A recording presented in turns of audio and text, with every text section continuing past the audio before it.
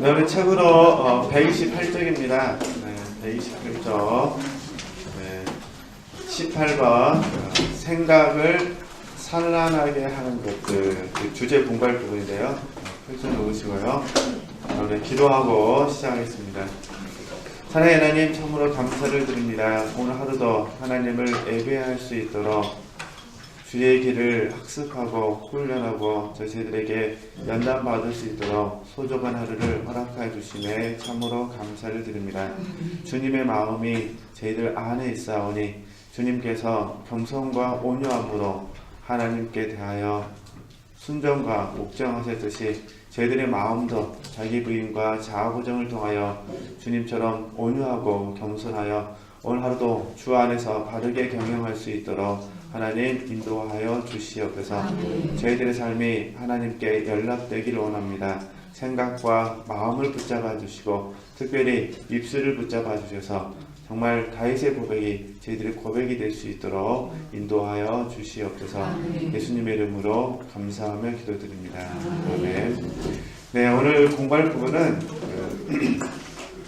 영적인 진보의 길을 걸어가는 과정 가운데 생각이 이 책대로 하면 산란한다고 그러잖아요. 우리식으로 말하면 주의가 산만해질 때 어떻게 해야 될 것인가, 그 부분을 공부를 하고 있습니다. 그래서 128쪽 내용은 어떤 부분이냐면은 혹시 우리 지체들께서 기도하는 과정 가운데 또는 묵상하는 과정 가운데 삶 속에서 삶의 그 인간관계라는 게 있잖아요. 인간관계라는 부분에 있어서 갑자기 생각 속에서 산만할 때, 그죠?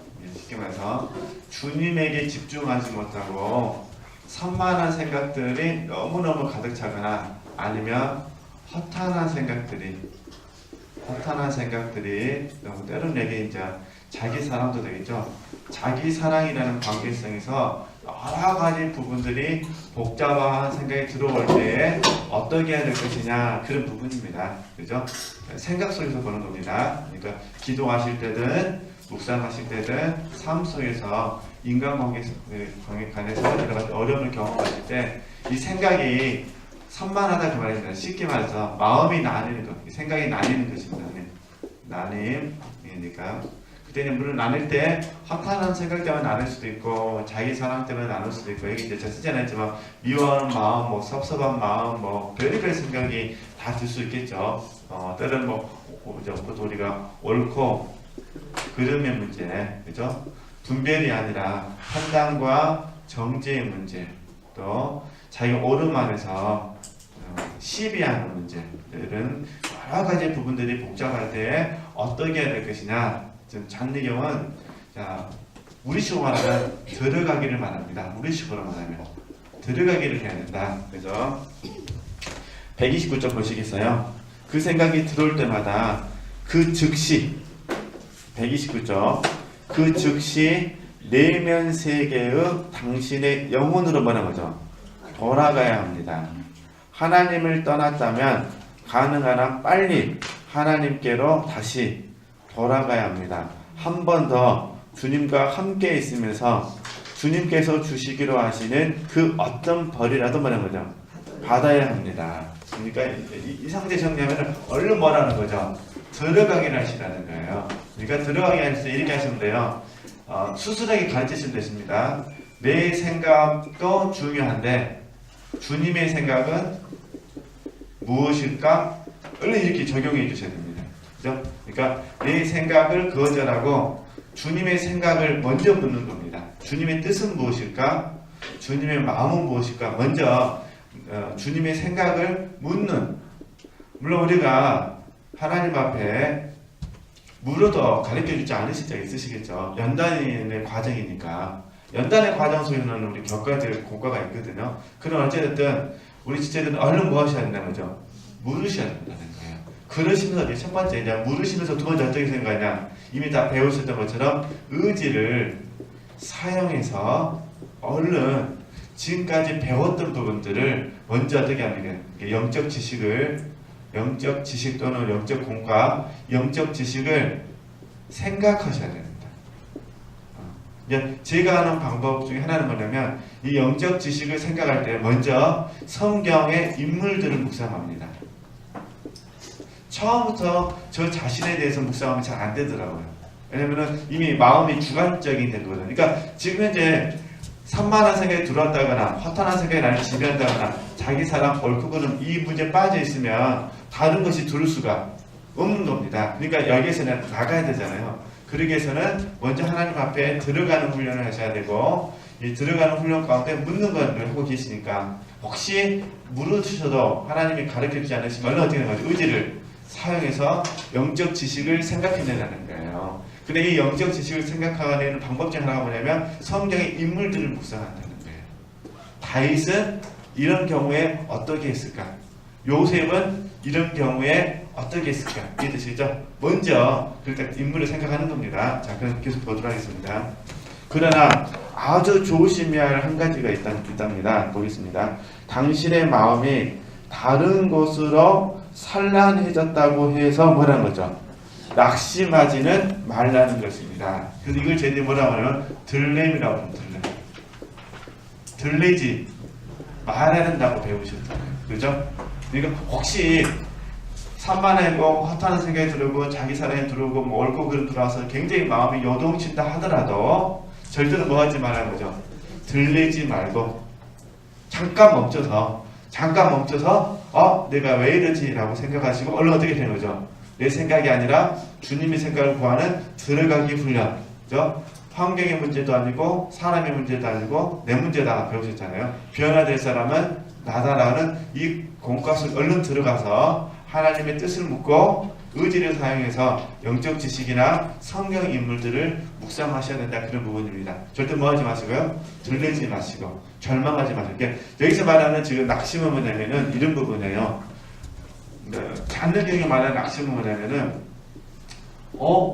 내가 성장했다고 생각했는데 이해되시죠? 내가 영적으로 진보했다고 생각했는데 내 마음속에 이런 것들이 있네. 나는 하나도 성장하지 않았나 보다라는 이런 의미에서 낙심. 이해되시겠죠? 그러니까 스스로에 대해서 낙심하지 말라 그런 부분입니다. 그러니까 혹시 이런 낙심이 찾아오면 어떻게 하셔야 되냐? 믿음의 주여 또한 온전케 하시니 누굴 바라보셔야 돼요? 예수님을 바라보시면서 낙심하셔도 안 되고 들내시도 안 되시고 다시 뭐 하시면 돼요? 하나님의 뜻을 구하시면 되신다는 거. 단지 혹시 진보하는 과정 가운데 이 슬럼프가 찾아오시면요, 이 그래프를 생각하셔야 됩니다. 이 그래프를, 그죠? 그러니까 성장한 사람도 뭐가 있다는 거죠? 슬럼프가 있어요. 성장한 사람 이해되시죠? 성장한 사람도 슬럼프가 있는데 이 하강의 기간 동안에 다른 사람들이 아래에서 막 성장하고 있는 사람 있잖아요. 이 사람하고 비교해봐도 엄청나게 성장하고 있는 겁니다. 그죠? 그러니까 지금 막 성장하신 분들은 하강을 모르시는 거잖아요. 근데 우리 지체들은 지금 하강과 상승이 교차해가면서 진보해가고 계시기 때문에 슬럼프에 있더라도 아래에 밑에 있는 분들보다 뭐라는 거죠? 항상 영적으로 진보해 있다는 거예요. 그러니까 다시 얘기하면은 하나님의 열심에 대해서 감사하시라는 거예요. 하나님이 지금까지 나를 성장시켜 주신 것에 대해서 감사하고 지금 내가 혹시 하강 속에서 이런 여러 가지 허탄한 생각들, 부주의한 생각들이 들어오게 되면 어떻게 하는 거죠? 얼른 주님께 들어가서 육에서 영으로만 전환시키면 되신다는 거. 자기 자신에 대해서 아무 낙심하지 마시라 그런 부분입니다. 네, 그걸 지금 이야기하고 있거든요. 좀 보겠습니다. 당신의 잘못으로 인해서 불안해하지 않도록 자신을 뭐라는 거죠? 지키십시오. 첫째로 그러한 낙심의 상태는 영혼의 동요를 일으키고 따라서 당신의 주의를 예부적인 것으로 흩어지게 만듭니다. 두 번째, 그러한 낙심이 사실은 뭐라는 거죠? 교만이라는 숨겨진 뿌리로부터 나오는 것이기 때문입니다. 낙심의 상태에서 경험하는 것은 당신 자신의 가치에 대한 말인 거죠. 사랑인 것입니다. 그래서 화는 당신은 당신의 적나라한 모습을 보면서 마음이 상하며 동요를 일으키고 있을 뿐입니다. 쉽게 말해서 자기 실망하고 있다는 거예요. 자기 실망. 근데 알고 보면 우리가 자기에게 실망했다는 건 어떤 의미가 있냐면 내 스스로를 높게 평가했다는 거거든요. 그죠? 내가 나를 바라보면서 나를 높게 평가했는데 이런 모습들이 보이니까 실망했다. 그러니까 이걸 지금 뭐라고 부른다는 거죠? 교만이라고 부르는 거예요. 혹시 우리 집제들께서 이런 낙심된 모습 보실 때마다 어떻게 하셔야 되냐면요. 이제 여러 번 말씀드렸는데 우리 집제들에게 이런 모습이 보이실 때마다 의사이신 예수님, 구세주이신 예수님을 얼른 적용해 주셔야 됩니다. 그래서 여러분 제가 하는 방법인데요. 로마서 5장 8절 말씀을 계속 묵상합니다. 이런 현상이 제게 찾아올 때마다 우리가 아직 뭐에 대했을 때요? 죄인 되었을 때, 그죠? 죄인 되었을 때. 그리고 시편 51편도 묵상합니다. 저와 여러분은 본질적으로 뭐라는 거죠? 죄성을 가지고 왔다는 겁니다. 그죠? 그러니까 하나님의 은혜가 있을 때, 하나님의 은혜로 말미암아 구세주 되신 주님의 보혈로 말미암아 우리가 잠깐 동안 죄인된 모습, 죄성에 대해서 하나님께서 감추어 두신 거고 하나님께서 들추어내시면 금방 뭐 하는 거예요? 우리의 실상이 드러난다는 것입니다. 그러니까 지체들께서 이제 훈련에서 뭐라고 부르냐면 자기 실상이라고 그러거든요. 하나님께서 자기 실상을 보게 해주시면은 감사로 받으라 이렇게 저희들이 말합니다. 감사로. 실망으로 받으시면 안 되시고 뭘로 받으셔야 돼요? 감사로 받으셔야 됩니다. 그러시면서 누구 생각하시냐? 주님을 생각하시는 거예요. 맞습니다, 하나님. 이래서 주님이 저를 위해서 십자가에 죽으셔야만 하겠습니다. 참으로 감사합니다. 그러니까 죄인됨을 묵상할 때마다 구세주이신 예수님이 더 내게 뭐라고요? 절절히 필요하게 되는 거죠. 간절함이 생긴다는 거예요. 똑같은 구세주를 부르다요 간절합니다. 그렇죠? 간절하시다는 거 이렇게 얘기하시고 하나님께서 지금 좋은 일을 하고 계시니까요. 이렇게 생각하시면 되실 것 같습니다. 그 다음에요. 지금 그 첫 번째는 어떤 의미냐면은 우리 영혼의 동요를 일으키고 따라서 당신의 주의를 예부적인 곳으로 흩어지게 한다는 게 일부분이에요. 누구 때문에 그렇다 이렇게 한다는 거예요. 그죠? 그러니까 나 때문이 아니라, 그죠? 내가 지금 분노가 일어나는데 그거는 나 때문이 아니라 누구 때문이라는 거죠? 당신 때문이라는 거예요. 그러면 우리 하나 제가 이제 뭐 3일동에 계셔도 잠깐 비슷한 얘기를 했지만은 한번 보도록 하겠습니다. 자, 예를 들어서 자, A라는 자녀라고 했습니다. 자녀가 부모가 지금 자녀를 훈육을 하고 있는데 자, 부모가 자녀에게 지금 훈육을 했는데 이 자녀가 부모에 대해서 무례하게 행동했습니다. 객관적으로 보면 자녀가 잘못한 거 맞죠. 객관적으로 보면 그냥 무례하면 안 되니까. 그런데 부모가 자녀를 만약에 바르게 섬겨주고 싶은 마음이 들면 어떻게 되냐면 자녀가 부모에게 무례하게 행동했을 때 부모는 어떻게 되냐?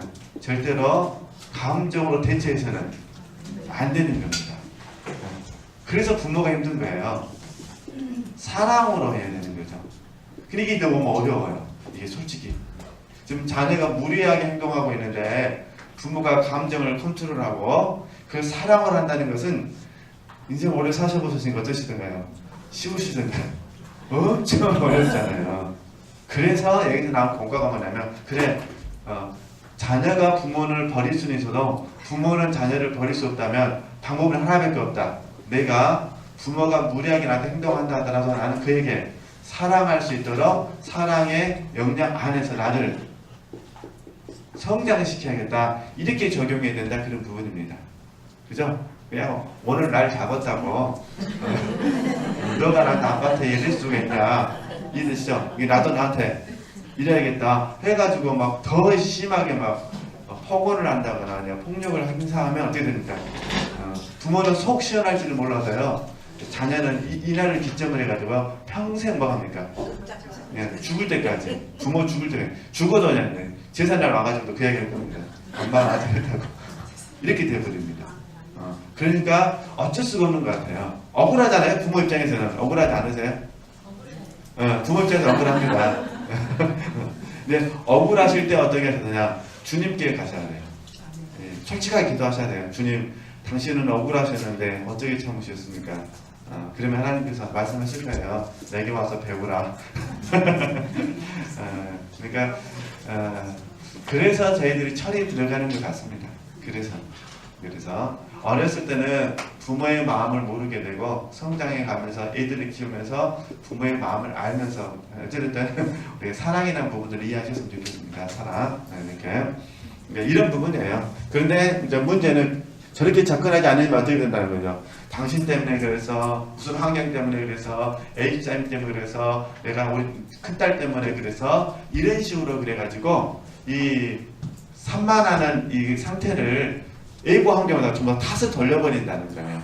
그러면 하나님께서 우리를 변화시키려고 하시는 목적 안에 들어가지 못하게 된다. 지금 쉽게 말해서 들어가기 나가기를 묵상하시면은 좀 이해하기가 편하실 것 같아요. 제가 이제 훈련원에서 설명한다면 가나안 1다시 정도 이해되시겠죠? 오늘 본문의 텍스트를 이해한다면 가나안 1다시 정도의 자기가 그렇게 감동이 왔습니다. 그래서 설명하는 겁니다. 그 안에서 경험되는 자기 실상, 그죠? 물론 이제 제1장에 가더라도 자기 실상이 보입니다. 본질적인 자아가 있기 때문에. 어찌됐든 우리가 이런 과정 속에서 어떻게 하면 나를 변화시킬 수 있을 것인가. 문제는 이거예요. 처음에 우리 초창기에 저희들이 훈련받을 때는 어찌하든지 들어가기 나가기를 통해서 내 안에 있는 이 자아들을 파쇄하려고 힘을 쓰는데 이제 어느 정도 성장하게 되면은 이 들어가기를 안 하고 다시 옛날 좀 돌아가서 환경을 탓하거나 누군가를 탓하든가 이렇게 한다는 겁니다. 그러시면 절대로 안 되신다는 거 그렇게 이해하시면 되실 것 같습니다. 자, 그럼 계속 보도록 하겠습니다. 다시 정리하면 화난하면 당신은 당신의 적나라한 모습을 보면서 마음이 상하며 동요를 일으키고 있을 뿐입니다. 만일 주님께서 당신에게 자비를 베푸사 주님의 겸손에 참된 영을 주신다면 당신은 당신의 잘못이나 실패 혹은 당신 자신의 근성을 보게 되어도 뭐라 하죠? 놀라지 않을 것입니다. 이게 이제 감사로 갔기 때문에 그렇거든요.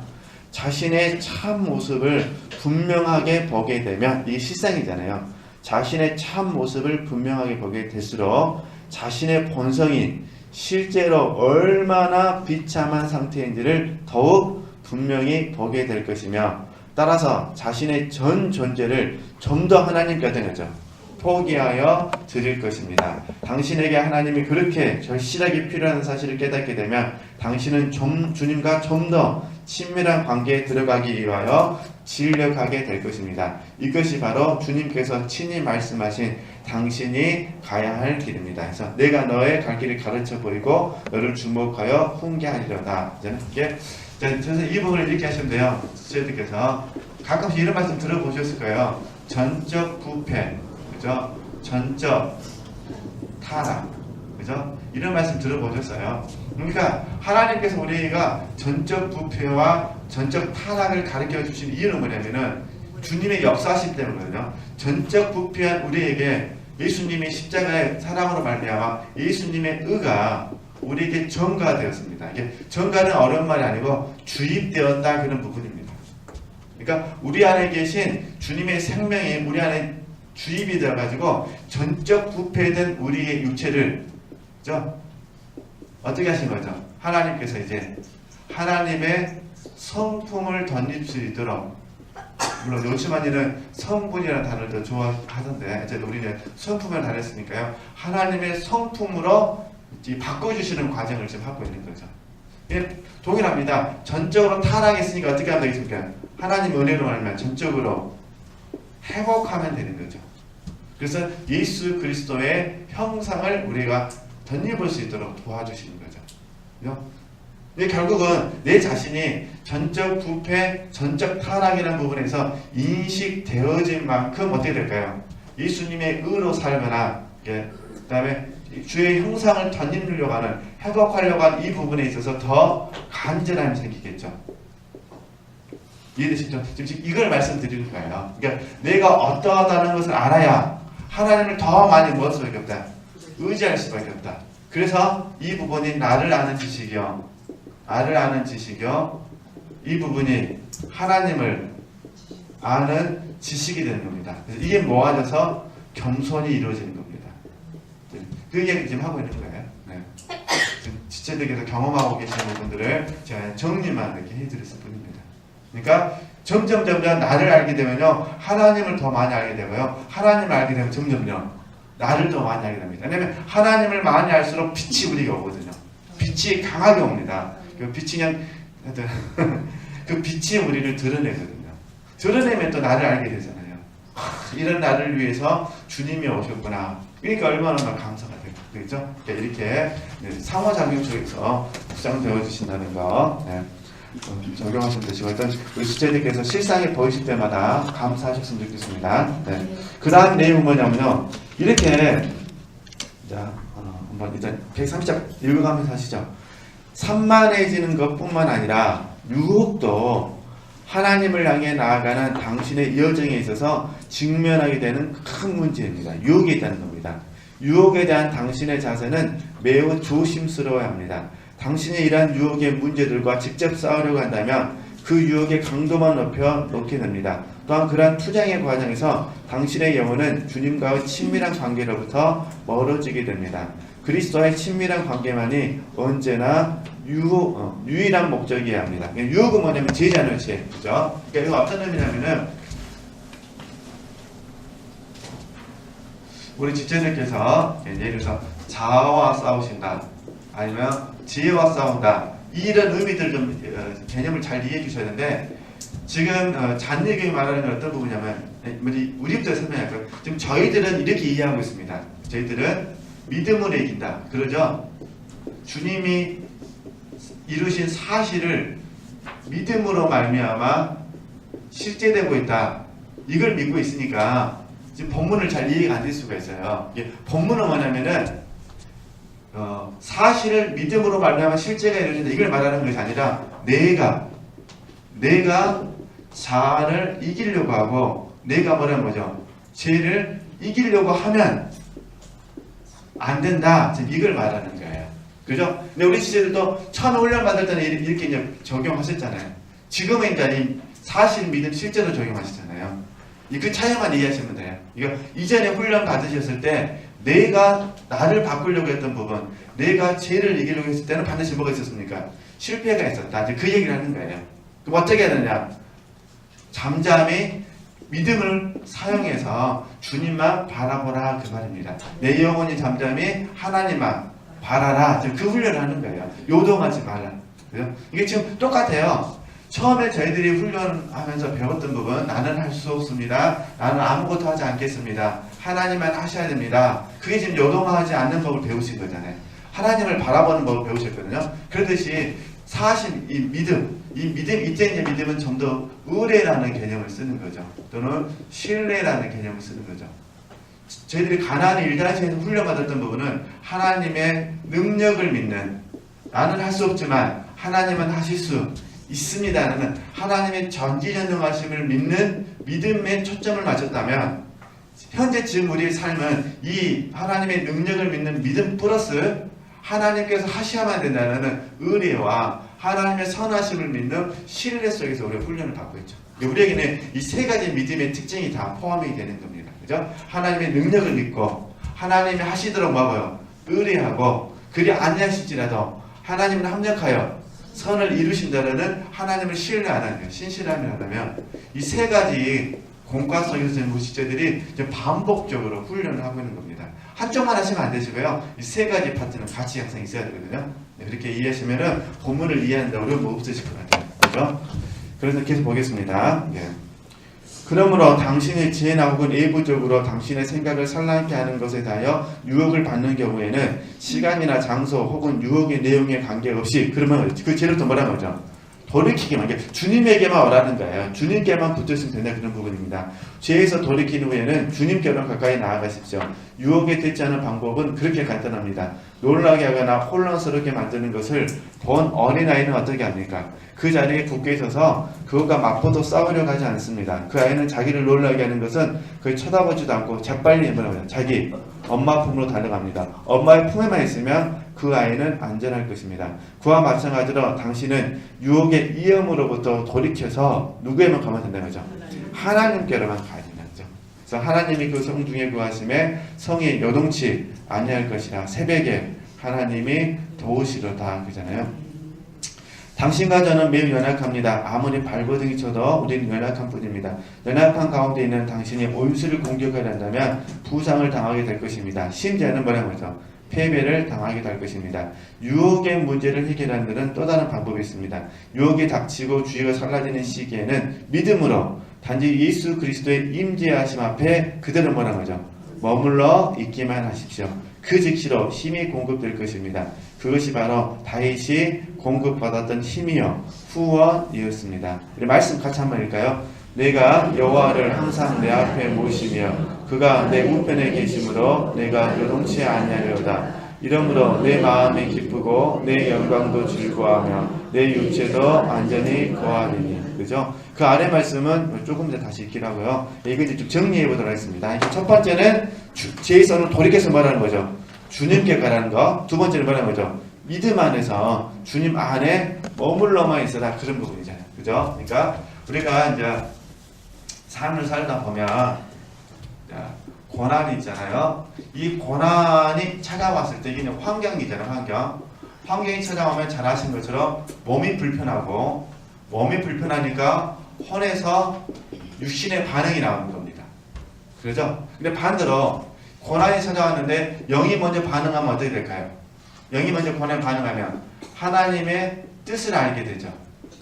하나님의 뜻이 혼에게 전달되고 혼이 몸에게 쳐서 복종함으로써 하나님의 뜻이 순종하게 되는 거죠. 이게 똑같이 고난이 와도 영에서 먼저 반응을 하게 되면 몸을 통해서 하나님의 뜻이 이루어지는 것이고, 만약에 영이 반응하지 않고 먼저 몸이 반응하게 되면요, 그러면 이게 하나님의 뜻과 상관없이 되는 거죠. 이렇게 되는 거죠. 이게 이럴 때 어떻게 되느냐, 이런 부분이에요. 혹시 몸이 먼저 반응하려고 하면 어떻게 되느냐? 첫 번째, 무조건 주님께로 가셔야 됩니다. 주님께로 가는 훈련을 하셔야 됩니다. 주님께로 가는 훈련. 그죠? 그래서 저희들이 이제 다윗의 시편을 좋아하는 거예요. 재앙이 지나가기까지 내가 주의 날개 그늘 아래 피하겠습니다. 어쩔 수가 없다는 거예요. 다윗은 재난을 이겨낼 수가 없다는 겁니다. 그 재난이 사라지기까지 어디 있다는 거죠? 주님께. 그러니까 문제가 해결될 때까지 내가 문제를 해결하려고 하는 것이 아니라 그 문제가 사라지기까지 난 주님께로만 되죠. 피하겠다. 그래서 저희들이 이걸 적용할 때 본질적인 힘으로 적용하잖아요. 본질적인 힘. 그죠? 네. 주님께 가는 훈련을 하셔야 된다는 거예요. 얼른 어떤 고난이 찾아왔을 때 몸이 불편하고 혼에게 반응을 해서 혼이 유혹을 받거나 산만해졌을 때 첫 번째 훈련은 무조건 어떻게 하는 거죠? 주님께로 가는 훈련. 그것과 싸우지 말고 얼른 피해서 뭐라는 거죠? 주님께 가는 훈련을 하라는 거예요. 똑같아요. 예를 들어서 인간관계에 내가 지금 누구랑 육신과 육신에 대해서 다퉜어요. 계속 잊지 말고 얼른 뭐라는 거죠? 그냥 한 발짝 뒤로 물러서도 내가 진 게 아니니까 얼른 뭐라는 거죠? 피해버려라, 그 말입니다. 끝까지 막 싸워갖고 이번 기회는 그냥 길을 꺾어버리겠다고 하면 안 되고, 그냥 한번 져준다 생각하고 어떻게 하는 거죠? 뒤로 물러나서 얼른 뭐 하시라? 피하셔가지고 주님께 가셔가지고 물어보시라, 그 말이에요. 하나님, 내가 또 요구를 하고 있는데 어떻게 했으면 좋겠습니까? 그 다음날 또 생각난다고 전화하면 안 되잖아요. 어제는 내가 한 발 뒤로 물러나는데 오늘은 안 되겠다고 이러면 안 됩니다. 이러면 큰일 나버립니다. 차라리 보고 싸우면은 괜찮은데 전화로 싸우면 막 할 만한 말 다 해버리잖아요. 그러니까 그러시면 안 돼요. 요즘은 전화가 무섭잖아요. 전화 해보진 않았는데 그냥 뭐 버튼 하나 누르면 다 녹음돼 버린다며요. 그러니까 전화하실 때는 조심하셔야 됩니다. 어찌됐든 이게 주님께로 가는 훈련. 두 번째 어떻게 하느냐? 다윗의 그대로 고백하는 거예요. 주님께 가서, 그죠? 주님께 가서 그 그늘 안에 피하시라는 거예요. 그죠? 피하는 과정이라면, 그죠? 이때 하나님 뭐 하는 거죠? 나를 도우실 것이라고 믿으시라는 거예요. 이 믿음을 사용하시면, 괜히 그잖아요. 주님께 가서 피해가지고 도우실까 안 도우실까, 도우실까 안 도우실까 고민하지 말고 뭐라는 거죠? 하나님께 도와달라고 뭘 드리는 거죠? 믿음을 드리시라는 거예요. 그러면 하나님께서 우리의 믿음을 통해서 하나님의 뜻을 이루시는 거죠. 근데 이 뜻을 이루시는 이 과정 가운데 문제 해결이 하나님의 뜻이라면 문제가 해결되는 것이고, 문제 해결이 하나님의 뜻이 아니라 우리가 넓혀지는 것이 하나님의 뜻이라면 넓혀질 것이고, 하나님의 생명으로 사는 법을 가르쳐 주는 것이 하나님의 뜻이라면 우리가 하나님의 생명으로 사는 법을 배운다 그런 부분입니다. 그걸 말씀드리는 거예요. 근데 우리는 항상 무슨 생각하냐면은 문제가 빨리 해결되는 것이 하나님의 뜻이다. 이렇게 생각하는데 그게 아니다 그런 부분입니다. 그래서 우리가 잘 아시잖아요. 다윗 왕이 비록 사울왕이 죽었을 때 사울왕을 사랑하는 마음으로 눈물을 흘렸지만 그러잖아요. 어떤 면에서 봤을 때 사울왕과의 파트너 관계는 사울왕과의 지체 관계는요. 사울왕의 죽음으로 말미암아 해결됩니다. 더 이상 사울왕은 다윗에게 이런 어려움을 주지를 않습니다. 그래서 문제가 없는 건 아니에요. 사울왕이 그냥 죽고 나니까 그냥 새로운 문제가 생깁니다. 요압 장군이 심각한 문제 생기죠. 우리가 지체들께서는 우리 이제 저처럼 공부하는 스타일이 다르기 때문에 뭐랄까 신앙을 배제하고 문학적인 방법이나 정치적으로 적용을 해보면요, 실질적으로 다윗보다 더 힘이 센 사람이요 요압이었습니다. 요압. 그러니까 다윗도 요압을 어떻게 하지를 못하는 겁니다. 점점 이 다윗이 하나님 앞에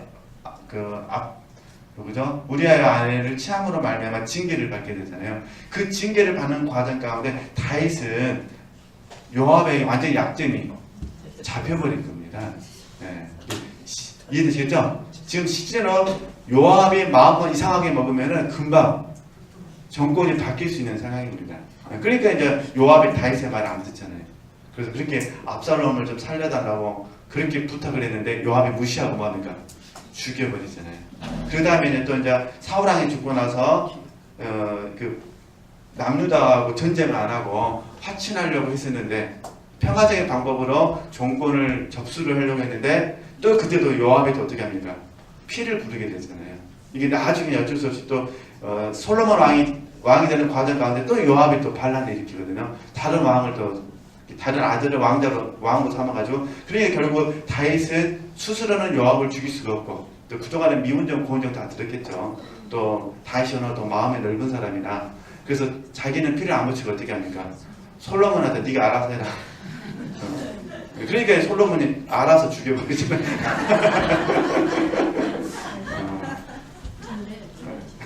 어찌됐든 이해되시겠죠? 이게 제가 그걸 말씀드리고 싶은 거예요. 지금 이 텍스트가 이제 우리에게 적용한다는 부분에서 봤을 때 일단 우리 지체들이 힘들고 어려우시더라도 반드시 누구에게 가셔야 돼요? 주님께로 가셔야 됩니다. 두 번째 어떻게 하시는 거죠? 피하는 과정 가운데 연민에 빠지지 마시고 뭘 들으시는 거죠? 믿음을 들으셔서 그죠? 이렇게 적용해 보셔서 그걸 다시 이해하고 다시 읽어보도록 하겠습니다. 유혹에 닥치고 주의가 산란해지는 시기에는 믿음으로 단지 예수 그리스도의 임재하심 앞에 그대로 뭐라고 하죠? 머물러 있기만 하십시오. 이걸 제대로 어떻게 표현하냐면 나는 할 수 없습니다. 하나님만 하실 수 있습니다. 하나님 하시옵소서.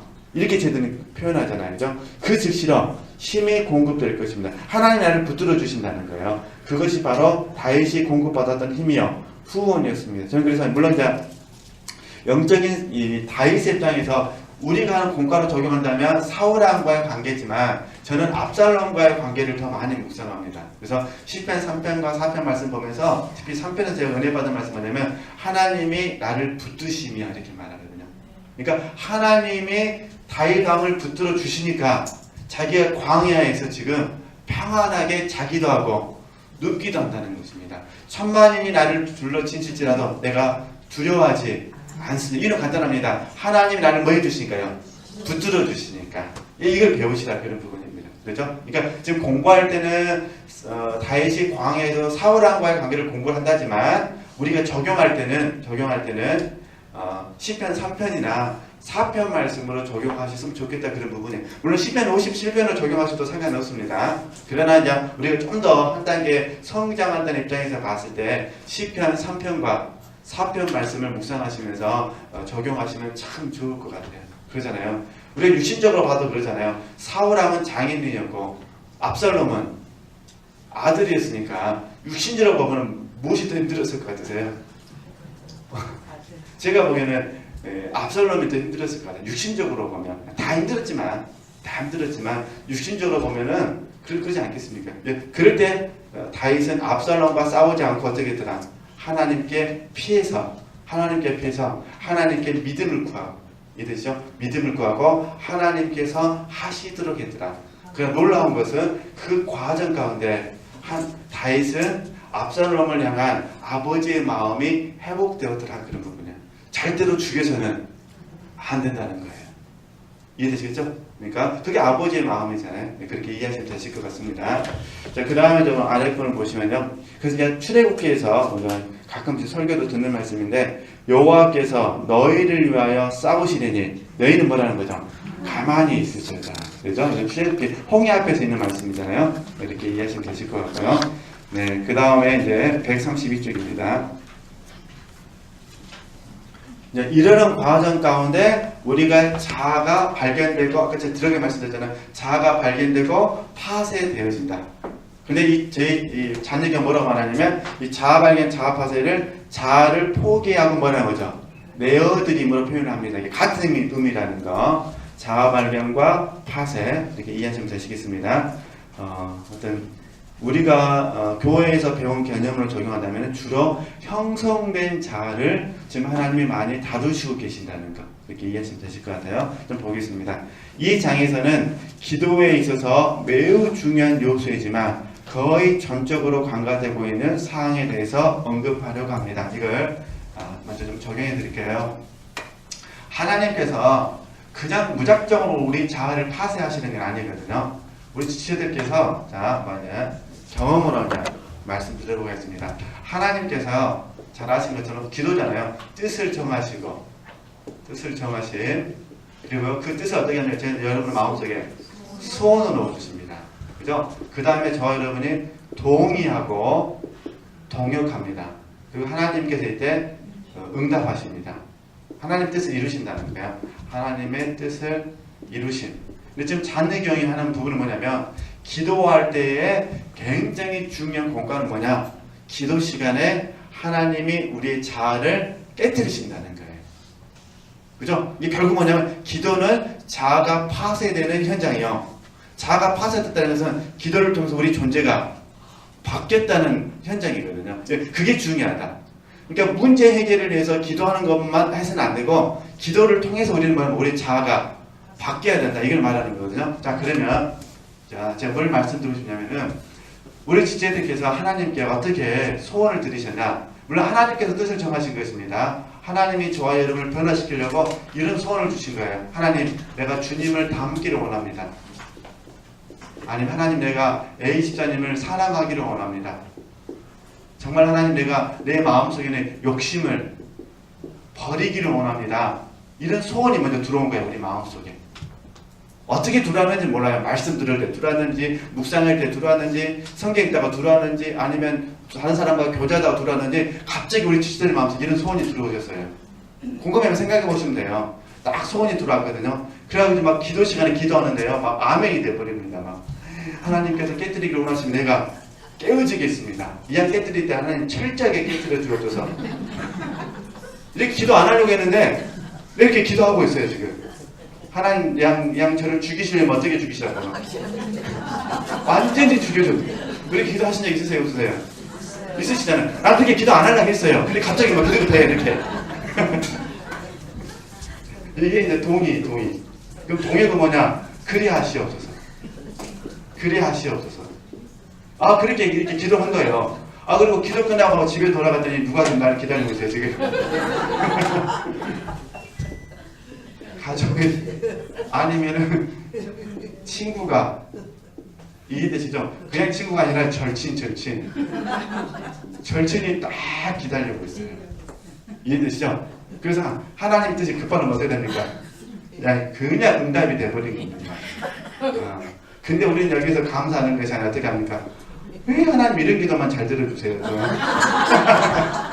이런 기도는 좀 안 들어주셔도 되고 좀 이렇게 30배, 60배, 100배 이런 기도는 좀 잘 들어주시지. 그 말이에요. 그 말. 그러니까 이럴 때 우리는 어떻게 될 것이냐. 기도 시간에 기도할 때 철저하게 뭐라는 거죠? 자기를 포기해야 된다. 그 말. 근데 많은 분들이 이게 너무너무 소중한 기도인데 자기를 포기하는 기도를 못하고 내어드림이라는 걸 맡긴다는 거거든요. 나를 하나님의 손에 맡기는 훈련을 못하고 있다. 그런 부분입니다. 죽이시든지 살리시든지 하나님께서 원하신 대로 빚어 주옵소서. 그때 저희들이 토기장이 토기장이신 하나님에 대해서 많이 묵상하셨을 거예요. 그분에게 나를 뭐라는 거죠? 맡겨드리라는 거예요. 고통이 있다 하더라도 지금 수술하는 현장이니까 하나님께서 맡기시라. 단지 조심해야 될 게 뭐냐면요, 이 부분이에요. 내가 원하는 대로 바뀌는 걸 바라시면 안 됩니다. 하나님께서 원하시는 대로 바뀌는 겁니다. 그죠? 내가 원하는 대로 바뀌는 것이 아니라요, 하나님께서 원하시는 대로 바뀌는 거예요. 저는 이 부분을 굉장히 저는 믿는 게 뭐냐면, 성향을 저는 이렇게 생각하거든요. 저는 처음에 훈련 받을 때 하나님이 제 성향을 확 바꿔주기를 바라셨어요. 근데 아무리 해도 성향을 바꿔주지는 않으시더라고요. 단지 이런 건 있더라고요. 소명에 따라서는 좀 달라지더라고요. 그러니까 제가 똑같이 마이크를 잡아도요, 강의할 때는 쑥스러워하지 않아요. 그런데 강의를 제하고 다른 부분에서 마이크 잡으면 엄청나게 쑥스러울 뿐만 아니라요, 찬양 인도할 때는요, 막 뒤에서도 막 땀이 막 엄청납니다. 그래서 하나님께 지혜를 구합니다. 하나님, 찬양하지 않고 기도할 때 능력을 주옵소서. 어제 수요일에도 제가 찬양 보고 다 이렇게 한번 불러오기도 하고, 또 사무실에서 또 이렇게 찾아서 페이지도 찾아오고 다 했지만 어제도 찬양 안 부르고 어쩌겠습니까? 기도만 2번 열심히 했습니다. 그게 이상하게 그게 그렇게 되더라고요.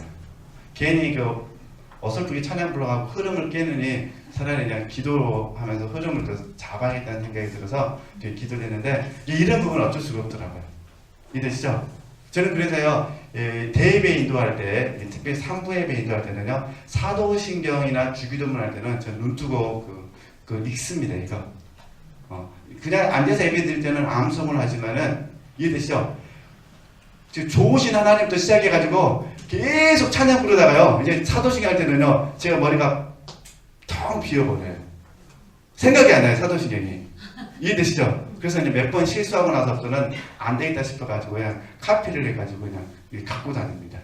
그래서 저는 마지막에 주기도문보다는 축도가 훨씬 편합니다. 축도할 때는 긴장이 안 되는데 주기도문 할 때만 긴장이 됩니다. 그래서 제가 느낀 게 그거예요.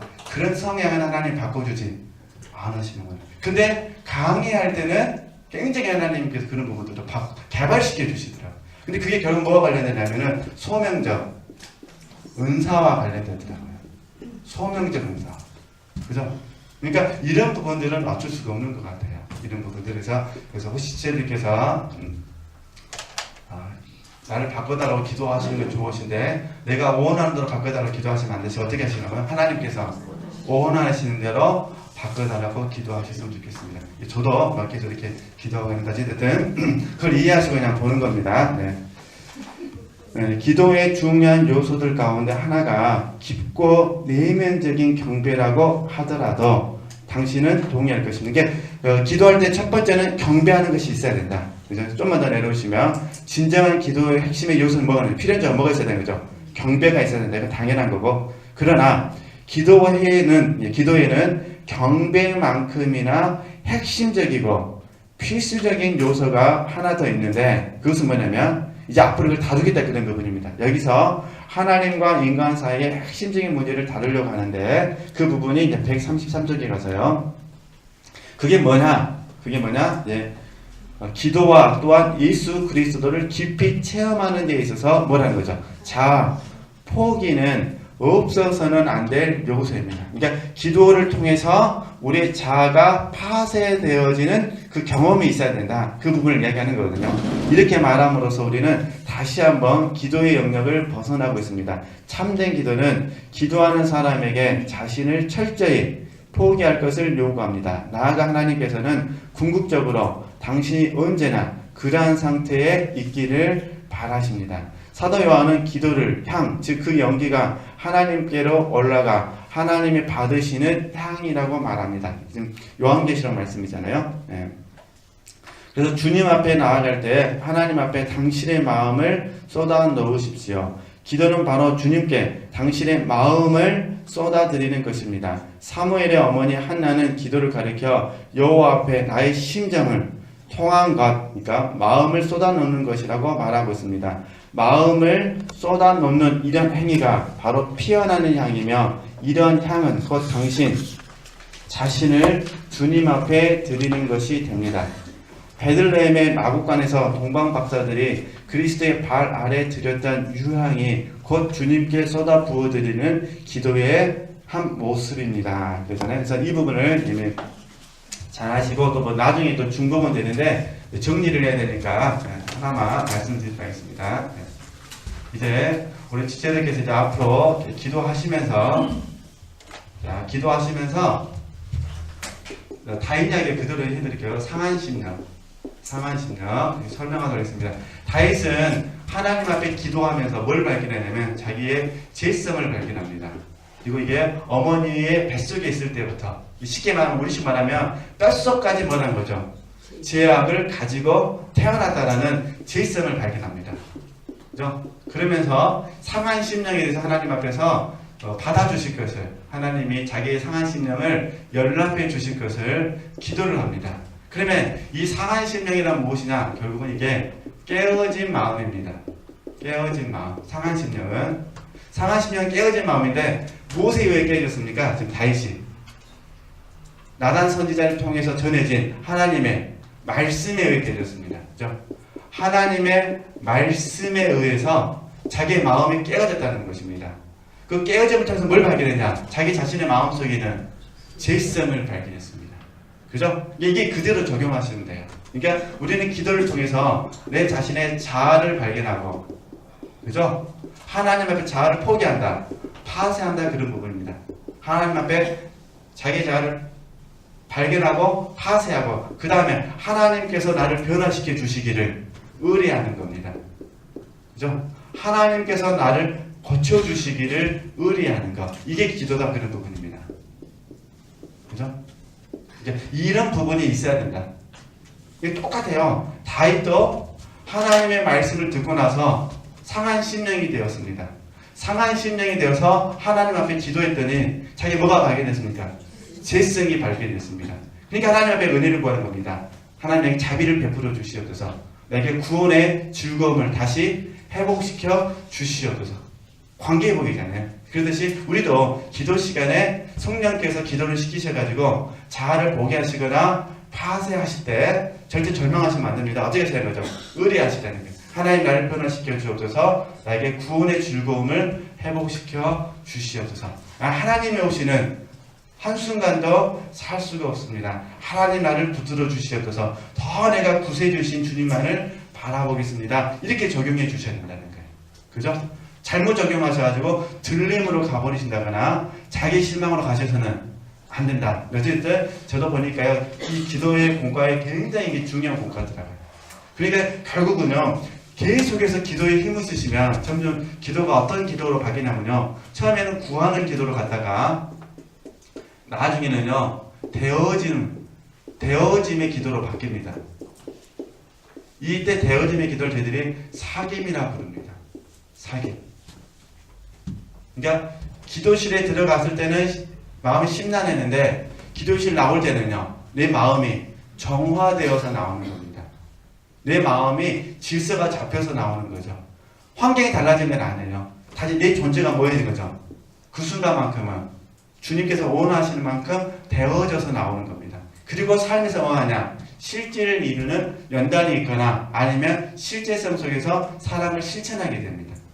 그렇게 아시고 우리 지체들께서 우리 훈련 과정으로 봤을 때 가나안 1-1 정도에서 훈련받는 부분들을 공부하신다 생각하시고 책을 읽으시면 되시고요. 단지 적용은 이야기는 우리가 성장한 사람도 슬럼프가 있으니까 그 슬럼프를 배운 공과대로 들어가기 나가기를 통해서 잘 적용했으면 좋겠다. 그죠? 저는 이 상한 심령을 묵상할 때마다 깨어진 마음을 생각하거든요. 깨어진 마음.